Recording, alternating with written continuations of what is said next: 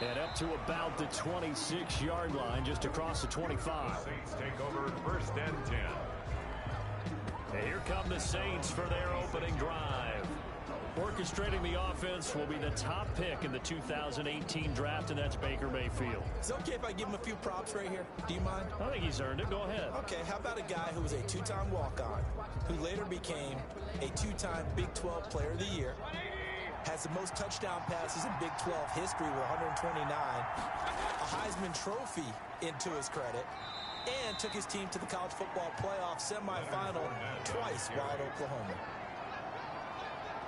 The game's first play produces 6 yards, brings up 2nd down. Brings up 2nd and 4 at the 32-yard line.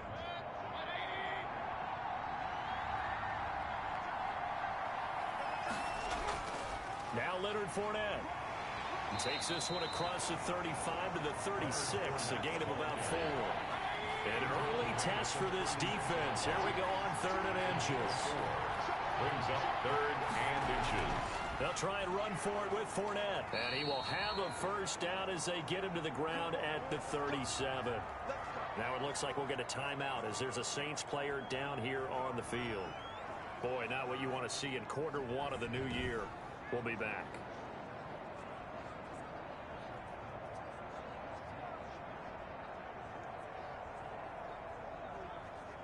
Line of scrimmage, the 37 on 1st and 10.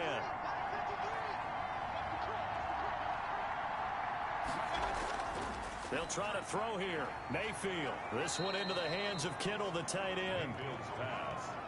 A gain of 6 there on 1st. 6 yards was the pickup on the last completion, so here's 2nd and 4. I know exactly what's going to be said about that play from the defensive perspective. What's that? That's why I tell all you guys we need more than one tackler to the ball. He broke the first tackle. Luckily enough, there were more people there to get him down. Throwing on 1st down, but this one winds up to be incomplete. He did a fine job there of not hitting him before the ball arrived, and I've got to tell you, you can often mistime that play because of the angles of approach. When you're going to get him, sometimes you panic as well and think, I've got to be there right now. Instead, in this case, timed it perfectly and knocked it free. Mayfield's 5 yards. Now it's 3rd and 5. Here comes the 7th play of this opening drive. They've moved it well, but here's 3rd down. And that's going to be incomplete. The coverage too good there. The contact popped the ball free, and it's 4th down.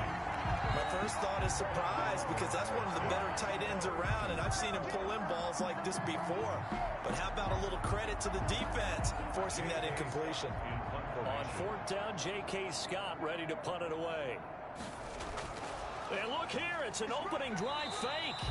But he will not come anywhere close to the first down marker, and that gives us a turnover on downs. So here are the Panthers under head coach Matt Rule. They'll be led out by the #1 overall pick back in 2020 from LSU. It's Joe Burrow. What I enjoyed this week is that you asked to talk to his offensive center before the game and find out a little bit more about him and what the relationship is. And that was a pretty positive story, wasn't it? Yeah, and really what I took away from that is just how it has permeated throughout the entire offensive line, the relationship they've had. It's really a group that's in sync. They care about him. That's the thing. They really care. And when you care that much, you're going to play that much harder for him and give him a better chance to lead the team to wins. The pass. 5 yards on the pickup, and it's a 2nd down. Pretty good first down play. Keeps them ahead of schedule, as they say. And ostensibly, they could go right back to it because there are multiple options on this play. Hand it inside, quarterback tucks it and keeps it, quarterback throws the ball downfield. You should be able to react to the defense and have an option available on every snap. They follow up the gain of 5 by only getting 1 there on 2nd down. A gain of a yard on the play. From the gun on 3rd down is Burrow. Man open, that's Calvin Ridley. Burrow's pass. And they're going to mark him down short, maybe by about a yard, if that.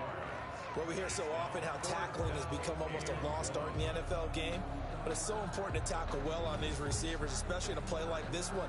3rd down, they gave him the underneath stuff. You got to go up and make the tackle right away. Out there is Rodrigo Blankenship in the field goal unit. From the left hash, this will be a 52-yard attempt. Blankenship's kick is good. And the Panthers stake claim to a 3-0 lead. Panthers 3, Saints nothing.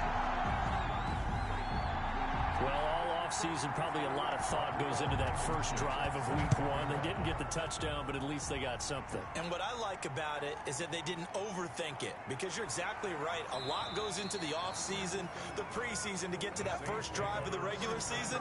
They went right downfield, mission accomplished, points on the board. New Orleans Saints, they get ready to set up shop for their second drive.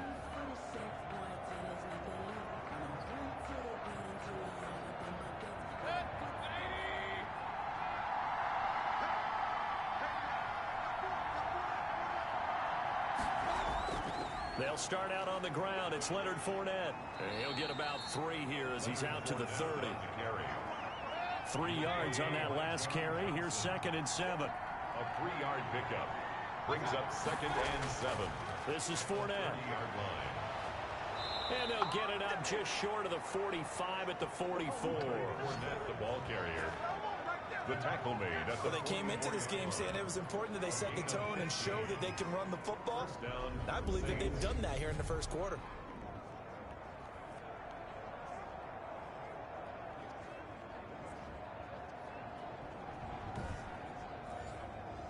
So a good run by Fournette.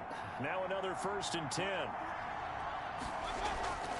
From the shotgun now, here's an inside give.